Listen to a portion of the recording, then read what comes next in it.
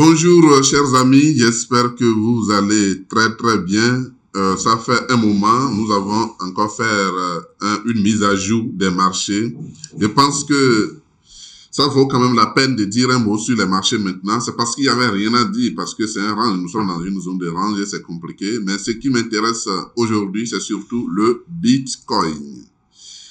Le Bitcoin, oui, est revenu contre la bande de volate résistante et comme vous pouvez le constater, c'est vraiment intéressant de voir le Bitcoin encore à ce niveau. Mais moi, je peut-être dans une optique d'un range, d'accord, d'un range en 4 heures. Et qu'est-ce qui s'est passé? Le Bitcoin arrive ici et on constate que en 4 heures, le lecteur de cycle commence par casser des cycles. Donc, vous voyez, et quand c'est comme ça, c'est dire que en 4 heures, on est en train de faire une vague impulsive haussière. Hein? Une vague impulsive haussière d'Elliott. Vous imaginez? Donc, ça veut dire quoi? On est venu chercher un premier souffle. Là, maintenant, on est revenu sur tester le support cassé. Et là, ça va repartir à la hausse. Bon, qu'est-ce que vous voulez? On trade ce qu'on voit dans les marchés. Donc, on ne peut rien. Et là, on reste dedans jusqu'à ce qu'on a des signes contraires. Donc, ceux qui pensent que ça va chuter, non. Le lecteur de cycle est en faveur d'une vague impulsive haussière en 4 heures. Et du coup, on est obligé de trader une vague impulsive, de trader ce qui se passe comme une vague impulsive haussière en 4 heures jusqu'à ce que on nous montre que oui, cette vague impulsive haussière est terminée. Alors, si je prends Ethereum, c'est la même chose, d'accord? Nous avons une vague impulsive haussière en 4 heures en cours sur l'Ethereum. Et donc, on traite tout ce qui se passe sur Ethereum comme une vague impulsive haussière. Autrement dit, ce marché doit monter jusqu'à ce que cette moyenne devienne ascendante. Les bandes de volate supérieures et inférieures deviennent ascendantes et le marché va rester collé contre la courbe supérieure. Donc, c'est ça qui se prépare sur Ethereum. Mais la situation des altcoins est catastrophique, vraiment catastrophique, parce que quand vous voyez le Tétal 3, eh bien, c'est pas du tout intéressant, à part quelques altcoins qui essayent de résister et qui suivent le mouvement. Je prends l'exemple de AAVE qui est également dans une vague impulsive haussière en 4 heures, où les lecteurs de cycle le montrent, et puis nous sommes dans une dynamique de vague impulsive haussière en 4 heures sur AAVE. Il y a AAVE et puis Solana qui n'a pas encore totalement validé Solana et Link. Donc voilà les altcoins qui essayent de valider les mouvements en cours, Ces altcoins, je pense que, bon, ils n'ont pas encore confirmé comme AAVE, sinon, à part ça, le reste, sincèrement, ça ne va pas sur les altcoins.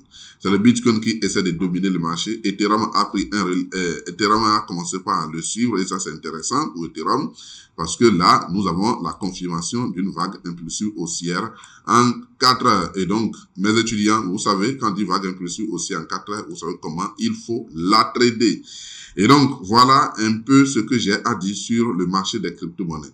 Lorsque nous prenons US500, sincèrement, on avait fait une mauvaise, c'est pas une mauvaise analyse, hein.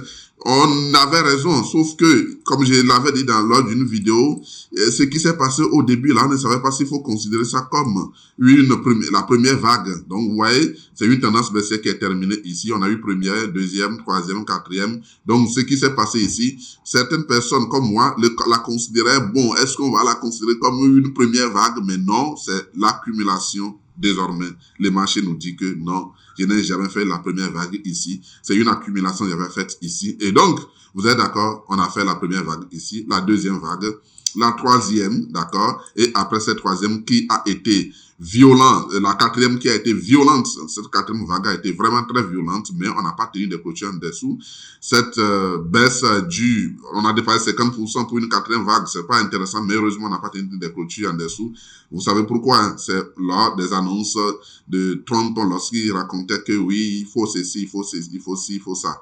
Mais désormais, nous avons la confirmation que c'est la cinquième vague qui est en cours. Donc ça, c'est bel et bien la quatrième et la cinquième est en cours. Donc c'est la cinquième vague maintenant que nous allons effectuer et c'est ça qui a commencé. Quand cette cinquième vague va finir, c'est-à-dire que on aura un soulèvement de la courbe, de la moyenne et des courbes supérieures et inférieures, et donc jusqu'à ce qu'on range après, et puis ce n'est qu'en ce moment, les États-Unis vont voir le noir. Les actions américaines vont voir le noir. Donc, que la situation en cours ne vous surprenne pas. Moi-même, j'avais des doutes au début quant à la première vague que je vous ai montré tout à l'heure, mais tout est clair aujourd'hui que oui, ce qui s'est passé ici, c'est une accumulation à la suite de ce range.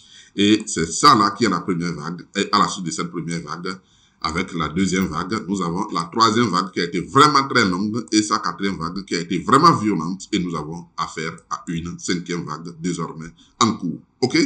Donc voilà un peu ce que vous pouvez retenir sur le marché le marché américain. Donc, je vous remercie. Bonne semaine de trading. Il y a toujours à manger dans le marché lorsqu'on maîtrise notre stratégie. Toujours à manger dans le marché lorsqu'on maîtrise la stratégie. Il ne faut pas avoir peur de ce qui se passe. J'ai fait prendre des positions aux gens de la masterclass hier.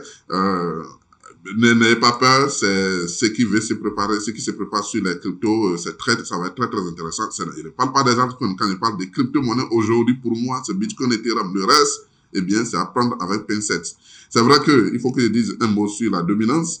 Mais cette dominance qui aujourd'hui a pu neutraliser en daily, en 4 heures du moins, excusez-moi, on a eu une neutralisation en 4 heures, on est allé chercher une troisième bonne. J'espère bien que cette dominance va tomber contre la bonne de volat ici. Ce sera intéressant de revoir la dominance autour des 60, 59. Oui, c'est ce que moi je privilégie, et donc lorsque la hausse va reprendre d'ici la semaine prochaine des crypto-monnaies, on aura plutôt un Ethereum qui va bel et bien superformer le Bitcoin, de même que quelques altcoins qui vont bien superformer le Bitcoin. Voilà ce que je privilégie dans les marchés actuellement. Donc, préparez-vous. Je pense que les jours à venir, surtout à part de la semaine prochaine, ou si c'est trop tard, je pense que ça va être très, très intéressant sur le marché des crypto-monnaies. Je vous remercie et bonne semaine de trading à tous.